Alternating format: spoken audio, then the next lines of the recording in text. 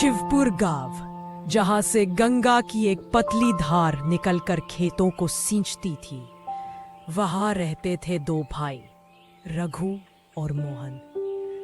दोनों के घर गांव के दो छोर पर थे, लेकिन उनके दिलों की बातें अक्सर हवा के जरिए एक दूसरे तक पहुंच जाती थी। सुबह की पहली किरण के साथ मोहन का आंगन चमकने लगता। मिट्टी से हुआ आंगन, कोने में बैठा मोहन अपनी पत्नी कविता को काम करते देख मुस्कुराता। कविता, जरा रुक जाओ। मोहन ने आवाज लगाई। क्या रुकूं जी?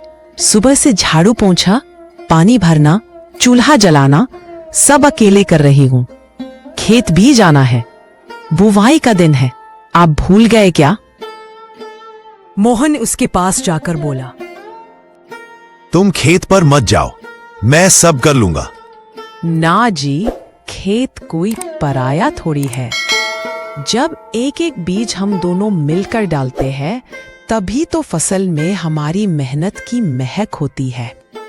मोहन उसकी आंखों में झांक कर बोला, बस इसी वजह से तुम्हारा साथ मेरे लिए सबसे बड़ी ताकत है। दोनों की जिंदगी साधारण थी, लेकिन उनके दिल में संतोष और आपसी समझ की मिठास थी। गांव के दूसरे कोने में रघु का घर था। रघु की पत्नी सुनीता सुबह से रसोई में लगी हुई थी और रघु चारपाई पर अधलेटा बैठा था। रघु, जरा जल्दी उठो, खेत देख लो, आज पानी देना है। अरे, रोज रोज खेत में जान डालने से कुछ होता है? पैदावार तो वही की वही रहती है। रघु ने ताना मारा। तो क्या करूं? अगर तुम्हारी मायके की जमीन मेरे पास होती तो आज मजे में रहते। जरा अपने पिता से कहना कुछ हिस्सा हमें भी दे दे। सुनीता ने झल्ला कर जवाब दिया, हाँ, सब बेचकर आराम से बैठ जाओ, फिर हमारे बच्चों का क्या? और रही मायके की जमीन की बात, वो बराबरी से बटेगी। मेरी छोटी भाभी कविता भी हिस्सेदार है। रघु गुस्से से बोला, कविता जैसी भोली औरत मना थोड़ी करेगी। तुम बस बात छेड़ो, सब अपने आप हो जाएगा। सुनीता चुप हो गई, लेकिन मन में सोचने लगी कि शायद रघु की बात सच है। गांव के बीचों बीच एक पुराना घर था, जहां उनके बूढ़े माता पिता गोपीनाथ और शारदा रहते थे। दोनों बेटों के अलग अलग स्वभाव को देखकर उनकी चिंता दिन ब दिन बढ़ती जाती। मोहन मेहनती है, लेकिन उसकी थकान आंखों से झलकती है, और रघु, उसे तो मेहनत की कदर ही नहीं। गोपीनाथ ने लंबी सांस ली। हमारे बाद क्या होगा इन दोनों का, यही चिंता खाए जाती है मुझे। कुछ दिनों बाद सुनीता अपने मायके पहुंची। आंचल से पसीना पोंछते हुए बोली, बाबूजी, अब हालात संभाले नहीं जाते, थोड़ा हिस्सा मुझे दे दीजिए। उसने धीमी आवाज में कहा।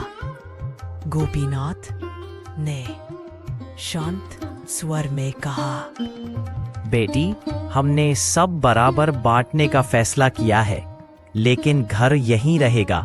हम यहीं रहेंगे जब तक जिंदा है। संपत्ति जरूरत से नहीं, हक से बढ़ती है बेटी। सा रंग बिखेर रही थी। रघु और सुनीता मोहन के घर पहुंचे।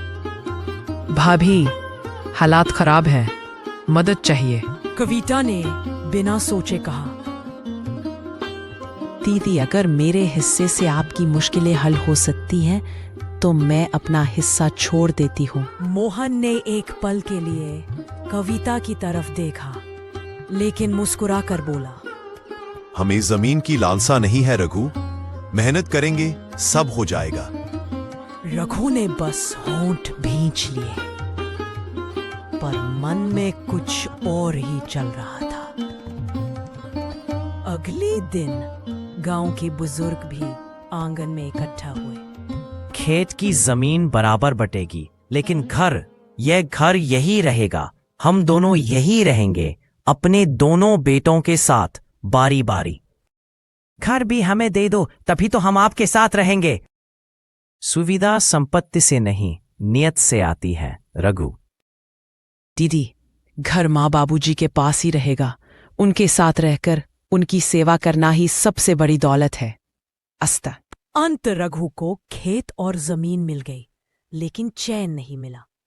मोहन और कविता कम साधनों में भी खुश रहे, क्योंकि उनके बीच विश्वास और मेहनत का रिश्ता था। गांव के बुजुर्ग कहा करते, जमीन से पेट भर सकता है, लेकिन मन का लालच कभी नहीं भरता।